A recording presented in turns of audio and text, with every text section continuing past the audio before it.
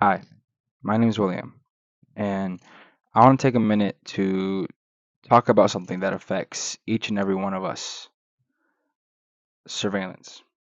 And by surveillance, I don't mean cameras that you see at the restaurants or cameras that you see when going to walk and at traffic stops. I am talking about a extremely complex, extremely intricate system built to gain information on you. As you watch this video right now, your messages, your location, your search history, your photos, where you went for breakfast yesterday, has all been logged, stored, kept on a server somewhere in the government, and eventually analyzed. The crazy part is, most, if not all of us, never gave our consent.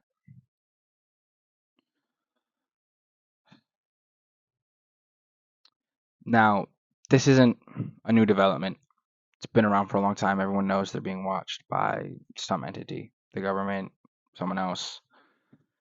But it did start ramping up around 9/11. It started with fear, most definitely fear. The government used our fear to pass bills such as the United States Patriot Act that, described by the ACLU, the American Civil Liberty Union. The United States Patriot Act is described as an act that broadened the government's surveillance control.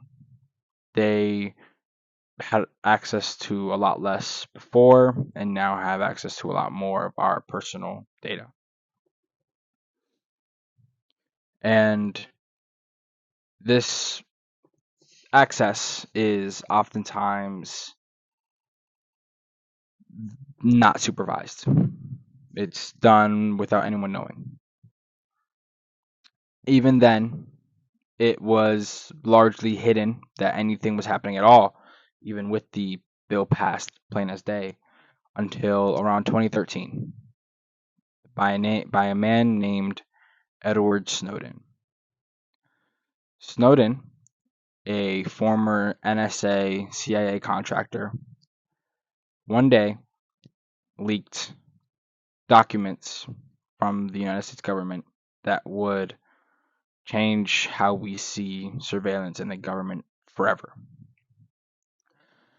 Snowden exposed programs such as Prism, which articles written by The Guardian and The Washington Post on his documents describe Prism as a system or a program that gave the NSA the power to get into servers and directories from major internet companies like Google, Facebook, Microsoft, and really almost anywhere else.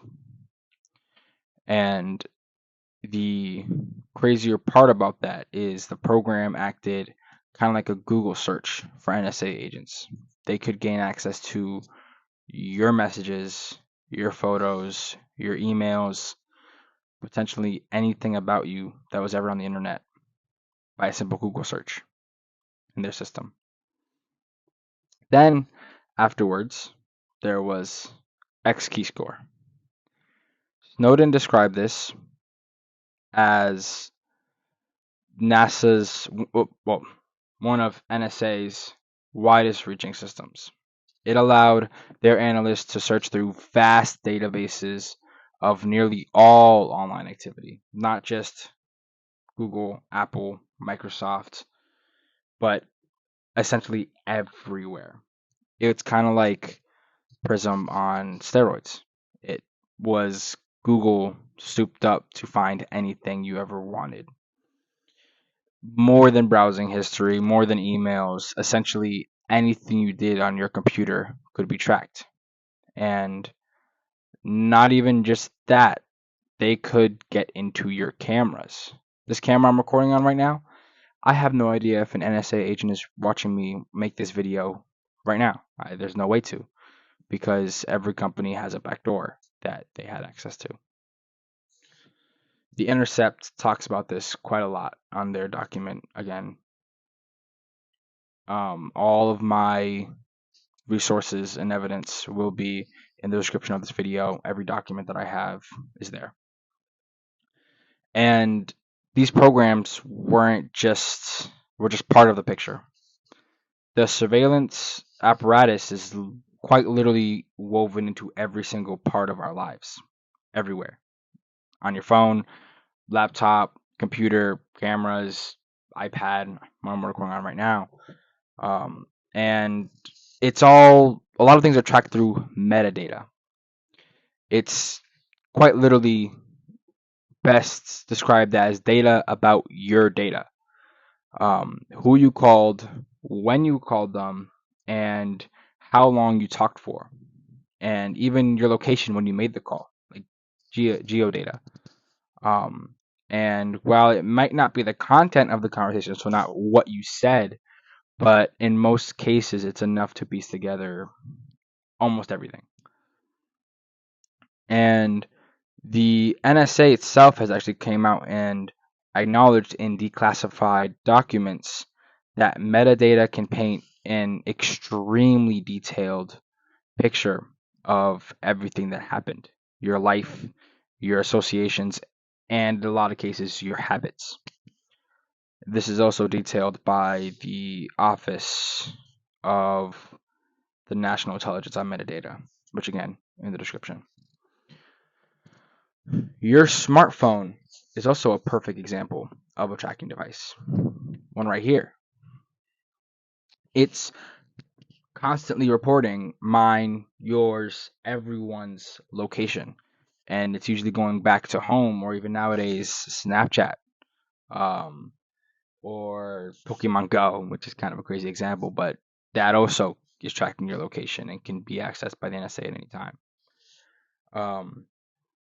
And it's so deep that even if you get rid of these apps, such as Snapchat, Pokemon Go, Life 360, all these kind of apps, it's even now ingrained into iPhones and Androids. Find My, I don't know what the Android version is, but it's everywhere. And this can be readily accessed by law enforcement, and quite literally snap with their finger, hey, find this location. And sometimes by warrants, and sometimes not. And then kind of stuff that was in sci-fi movies until recently, facial recognition. Not even really recently, it's been around for a long time. But it's being deployed in airports, city centers, and ingrained into police body cameras now. You go online, look up some YouTube police body cam footage. Sometimes we'll even have facial recognition being run on video. And many of these are actually going against, like going through those databases and checking for your face via XKEYSCORE or Prism. You could potentially have your face anywhere. Walking into McDonald's to order something could have your face. That happened recently with Luigi, the guy who. That's another tangent. But yes, it is being scraped from social media to get your face to act as a source for this facial recognition software. And again, it is most, if not all times, happening without explicit consent. And this was again highlighted by researchers at institutions like Georgetown Law Center. So, who facilitates this vast data harvest? And the question is not really all that shocking. Often it's the corporations that we interact with daily. It's the internet service providers. It's the social media giants like Instagram, Facebook, TikTok, Snapchat. It's the social media people, influencers, the app developers, the data brokers, every single one of them collect colossal amounts of our data, and we let them. Under legal frameworks like Section 702 of the Foreign Intelligence Surveillance Act, or FISA, the government compels these companies to turn over their communications data, essentially giving the government all of our data, while officially targeting foreigners abroad. And this surveillance inevitably sweeps up the communications of American citizens. As explained by civil liberty groups and even government oversight reports, primarily the EFF, much of the legal authorization for the surveillance happens behind the closed doors, in secret courts like FISA. They make all these rulings supposedly by our laws, according to our laws, all behind closed doors, so none of us ever hear about it. I could be being watched by FISA right now. You could be being watched by the NSA and targeted. And FISA court said, okay, they can do that. And you never find out about it. As critics and even some declassified opinions reveal, this court, again, operates largely outside the public eye. This is highlighted by Epic, epic.org on the FISA court. And its rulings create secret bodies of law. They make their own rules that interpret surveillance authorities and often act solely on government arguments. No one else is arguing. Kind of like if you went to court to fight a ticket and it was just the cop arguing against you. You had to watch from the silence, or you didn't even know what was happening. You never got the court date. That's essentially what happens in the FISA courts. And the consequences of this perversion of surveillance is profound, and it's often subtle. There's what academics and activists call the chilling effect, and it's a subconscious self-censorship that occurs when you know you might be being monitored. Do you ever hesitate before searching for a sensitive health topic online on Google? Do you avoid participating in certain online political discussions, like against presidents or candidates? There are studies that have been done, such as ones from PEN America, it's a journalist group, that have shown this chilling effect on writers and journalists. Again, it will be linked in the description. 1, 2, 3.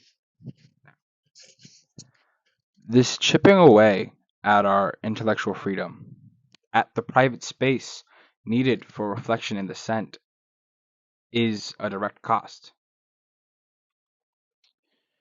It's also the normalization of being watched.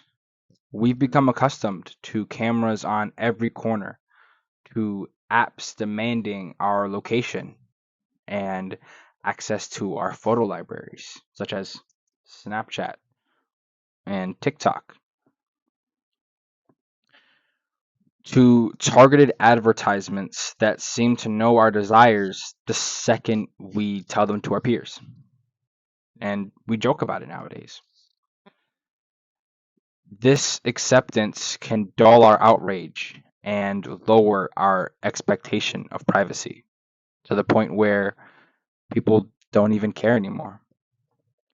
Is this the society that we want, where privacy is treated as a luxury, not a fundamental right, as a joke? The system is vast, it is complex, and it operates largely without our active consent and meaningful oversight, without your consent. And it knows where you are, who you talk to, and what you're searching for. And even what your data suggests you think. They know how you think. This isn't a potential future, like what movies predicted, or sci-fi, or even some fictional books. This is our present reality. This is life. The purpose of me sharing this to you, it isn't to make you surrender to fear. It isn't to make you cower at night. It's to ignite awareness, to help you understand the price that we are paying, often unknowingly, for so-called security and convenience. The question is no longer if they are watching. The question is, what are you going to do now that you know they are watching? I'll leave you with a thought from Edward Snowden himself, arguing that you have nothing to hide. I'll leave you with a thought from Edward Snowden himself. He said, arguing that you don't care about privacy because you have nothing to hide is no different than saying you don't care about free speech because you have nothing to say.